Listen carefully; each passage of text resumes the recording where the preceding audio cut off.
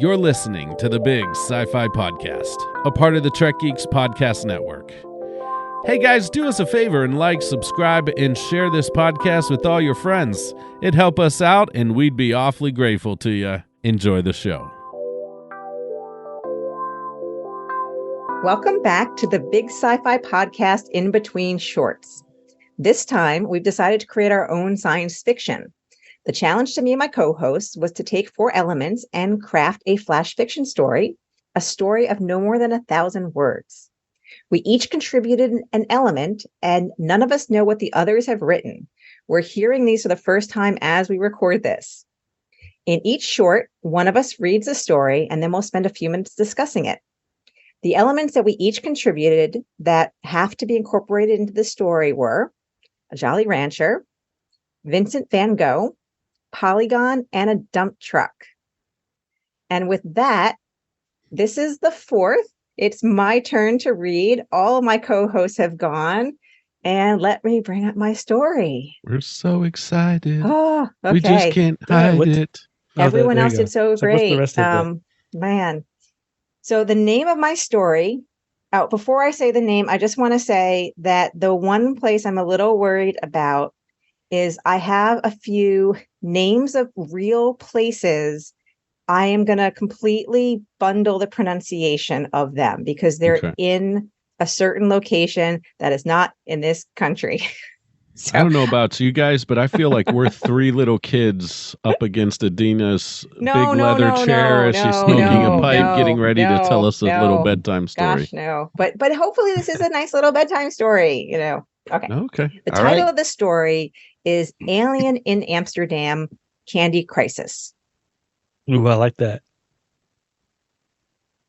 This was the worst day of Kim's short life. Short life on Earth, that is.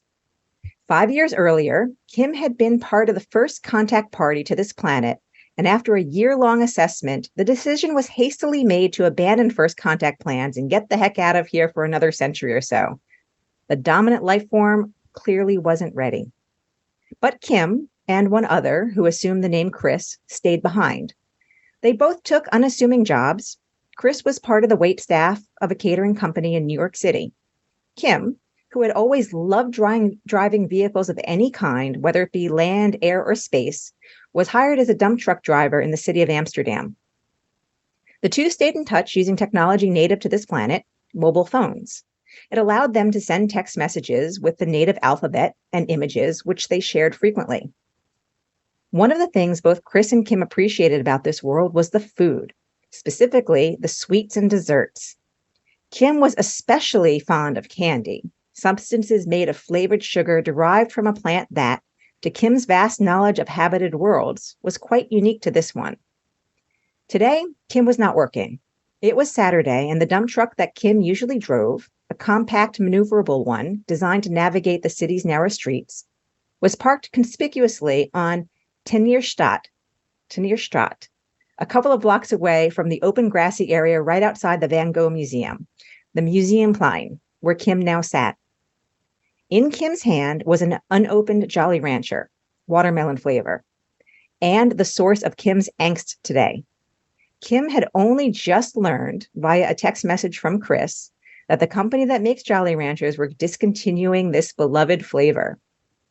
Kim had each side of the wrapper pinched between dexterous fingers on each hand and started peeling back the crinkly, transparent covering to reveal a rectangular prism, parallel polygons on all sides.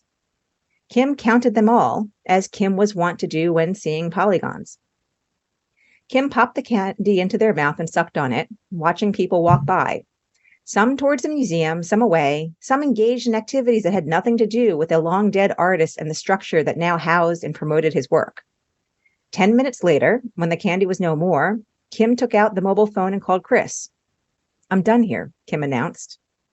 It was not yet proper morning time in New York City, a fact that Kim knew when placing the call, but didn't worry about that. Even disguised as humans, neither of them slept much. "What do you mean done?" Cris said. "I'm calling for a pickup. I've learned everything I need to know. All that excitement at the beginning, it's all gone. These humans are you still upset over the candy? It's not just candy. It's a Jolly Rancher with the most amazing flavor. and now these humans have decreed it will be no more. That's the last bit of news from this crazy place that I can take. Okay. How about you come to New York for a while? We're coming up on a most interesting time here where candy availability and consumption goes way up. Maybe you'll find another favorite. Take a holiday here. Kim considered that for a moment, staring at the Van Gogh Museum. Kim had visited that one a few times over the last few years. Kim had also visited the Rembrandt House Museum, the Rijksmuseum, the Stedelijk Museum, the Hermitage Museum, and Kim was pretty sure they'd seen all the others. There was not much left in Amsterdam to see or do that Kim hadn't been able to do already. Fine, Kim said. I'll give New York a shot. But just so you know, if they can discontinue anything else I love, I am officially declaring this planet a lost cause. That got a chuckle out of Cris. Once you're here on this side of the planet, I don't think it's going to be hard to find people who'll agree with that. See you later. Cris ended the communication. Kim, back at the flat later, would have to dig out that other communication device that was normally well hidden to let the folks back home know about this relocation plan. Maybe another year or two in this rocky world, and that was it. Maybe Earth, with all its quirks and discontinued candies, still had something worth staying for. With a sigh, Kim stood up to head back to the dump truck. There was half a bag of watermelon Jolly Ranchers waiting there. Kim's final thought while walking out of the Museum Klein Park for the last time, maybe New York could indeed offer a flavor of life that Amsterdam no longer could. Loved it. Very There's so good. many things I loved in that. Discontinued Jolly Ranchers, fantastic. The Jolly Rancher, but just What's sorry, go interesting is that you had mentioned we had 2 time travel stories. We have 2 Jolly Watermelon. Ranchers that are watermelon. And my wife chose water. She said, because I didn't put the flavor in the story. And she said, no, you got to call it water. Got to give it watermelon. You got to give it some character. Well, So I'm watermelon's glad the best flavor. I know. That's See, exactly I went with blue because I feel like blue is like watermelon's fine, but I'm all about the blue. Watermelon's the best flavor. I like watermelon because it doesn't turn your mouth blue. No. Uh-huh. But that was very good. Really nice, Also- Adeena. I like that. But I won't turn down a blue Jolly Ranch, Cris. If I'm ever afforded, someone agree says, with "Hey, that. you want a blue Jolly Ranch?" I'm like, "Yeah, I'll take it." And if Jolly Rancher wants to sponsor the Big Sci-Fi Podcast, please send a letter to us. Yes, we would be happy to it. But I also just like one of my favorite things is the idea that the aliens were like, we're going to make first cut. They're like, nah, we're good. We don't need to mess with them right now. And the fact No. that this civilization is if they can discontinue watermelon, then forget it. We they're lost cause. I like that so much. So I had this thought after writing it because I kind of like it. I want to kind of go back and kind of write how they kind of that whole attempt first contact plan and then they just. But I want to do it as a series of flash fiction stories. I don't want to do it as one that'd big be thing. I want to great. do a series of snippets. I like I said, I like short stuff. So I love about all of our stories is I want more. I think all of us did a pretty decent job of writing enough there that it keeps us like, oh, there could be more. And so that's really interesting. And I want to encourage all of us, like Adeena kind of writes like every day. But like, I think there is more to these stories and this, I think there's some really great ideas. So yeah. Folks, if you like this, let us know. We might do it again. I would like to do this again. Yeah. Maybe this becomes our normal in between season. Yeah. Now, would it be sequels to those parts? Because I haven't thought of a sequel for this one, but I have other ideas. But like I would say for not necessarily. Okay. Yeah. Okay. It's good to know And because finally, yours, I want to know more about the aliens and like how they operate.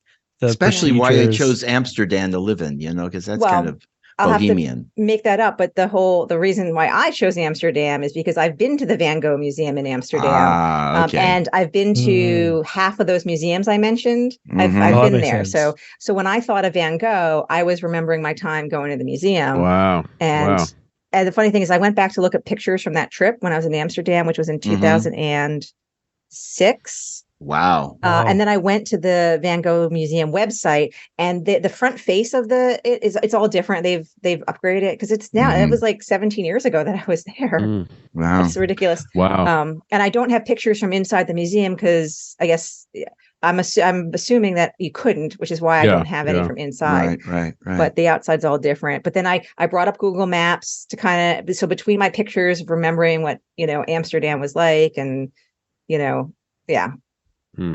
Great. So should we each say what our contribution element was? Sure. Yes. That's a good idea. I think that should be, and does this say a lot about who we are? Okay. So I'll go first, since I was first in the story reading. I am a huge fan of Van Gogh, as are my kids, Peyton and Brody. Shout out to my children. That's why I chose Van Gogh. So, all right, Chris. And then we'll I on the order of the stories that we read. The stories. Yes. Okay.